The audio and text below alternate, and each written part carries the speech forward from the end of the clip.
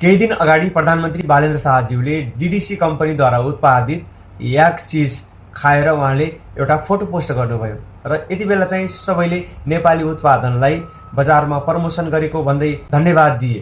तर यति बेला संसदको बैठकमा दुग्ध विकास कम्पनी अथवा डीडीसी को बारेमा एउटा आवाज उठेको छ। प्रधानमन्त्रीज्यूले केही दिन अगाडि अत्यन्तै सुन्दर तस्बिर सार्वजनिक गर्नुभयो जसमा उहाँले दुग्ध विकास संस्थान जुन राजा महेन्द्रको पालामा स्थापना भएको थियो त्यसलाई प्रमोट गर्नुभयो। अत्यन्त राम्रो कुरा हो। तर हामी उहाँ यहाँ आइदिनु भएको भए के सोध्न चाहन्थ्यौँ भने आज सदनमा पनि धेरै पटक यो कुरा उठ्यो।